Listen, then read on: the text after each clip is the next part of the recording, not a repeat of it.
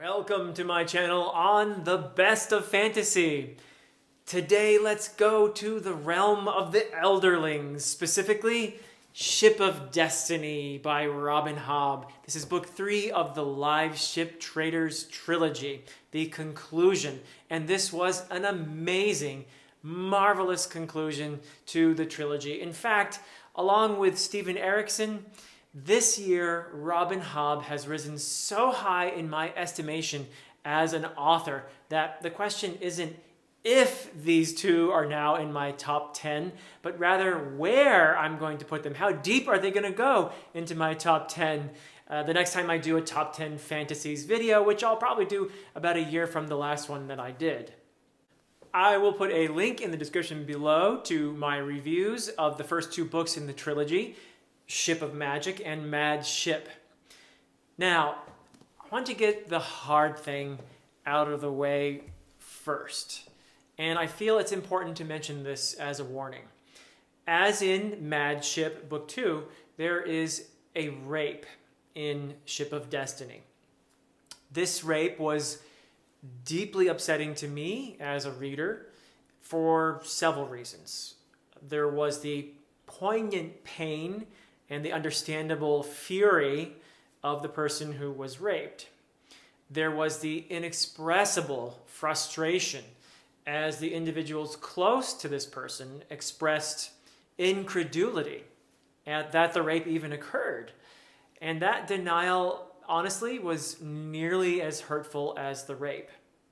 In addition, I experienced a boiling cauldron of emotions, mainly anger, about the character who committed the rape. There were even some things about the perpetrator prior to the incident that made him likable and sympathetic to me. And the book does a powerful job of exploring this character's past and his pain and how it contributed to him committing the same vile act that was done to him repeatedly, becoming the monster, as the book says.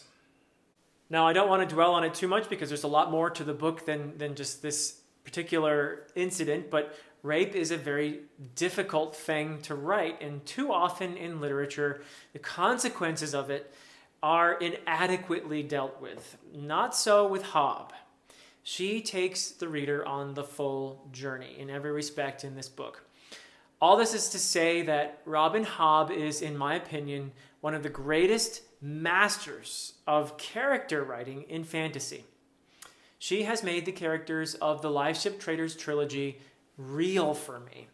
And from the safe vantage of my bed where I usually read, I experience their grief, their anxiety, their desires, their losses, their joy, and their triumph. As a result, Ship of Destiny was an amazing, cathartic experience for me. And I found myself deeply stirred with hope for the characters who survived at the journey's end. Many of them scarred, but determined to keep living. Now let's talk about these brilliantly realized characters. Althea and Wintrow, I have to say, are perhaps my favorites in the series, and they are just so beautifully realized. Perhaps they're the most fully realized characters in the books. And through them and through their journeys, Hobb captures yet another truth of life, which is that it doesn't always follow the script that we have in mind for it. In fact, it usually doesn't. What determines, however, who you are is what you do with what life delivers. But I thoroughly admire what Hobb did with the other characters as well. And yes, even Malta. As I predicted, Malta matures as a result of some ordeals that she goes through. But yet again, Hobb actually surprised me with where she took a character. Another arc that I really enjoyed was Ronica Vestritz. And I would say that Ronica is one of the best realized older female characters I've ever encountered in a book. And she reminds me of some of the amazing, strong women in my own life. Not all the characters in the trilogy are human, of course. The history of and the relationships between dragons and serpents and live ships fully emerge in Ship of Destiny. One aspect of the story that I loved was the interaction between dragon and human. The two species are different, yet connected, and they are alien, yet similar in our arrogant assumption that the world should be ordered around us, among other things. We have much to learn from dragons. And it was also both heartbreaking and beautiful to watch the evolution of the live ships, Vivacia and Paragon, who encountered the present and past traumas that formed them. Speaking of trauma, I mentioned before how important Bingtown is as a setting. It's a place with a personality of its own and the traditions that define it.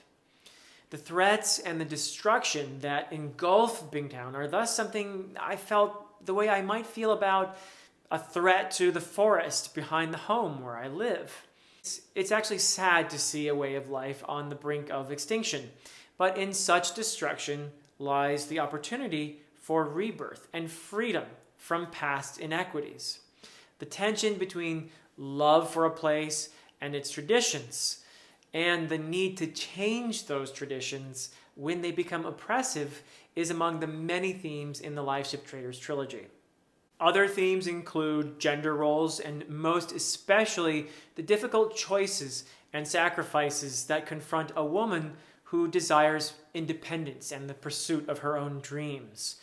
There are several relationships in the story that illustrate the difficulty of balancing truth to self with the necessary sacrifices to make a relationship work. The books work beautifully as both personal journeys and social commentary, in addition to being just entertaining.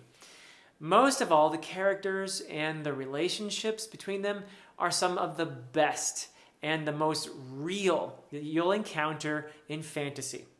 Hobb is just a master of her craft, and I can't recommend the Liveship Traders trilogy enough. Speaking of masters of the craft, my next video will be my collaborative review and discussion of Stephen Erickson's Gardens of the Moon, Book 1 of the Malazan Book of the Fallen. Joining me will be A.P. Canavan. He is an advanced reader for Stephen Erickson and Ian Esselmont. And if you haven't seen it yet, in my last video, I introduced AP, and he shared some wonderful stories of his interactions with Stephen Erickson and Ian Esselmont, and as well as some amazing insights into the series.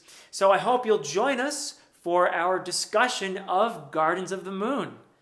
Until next time.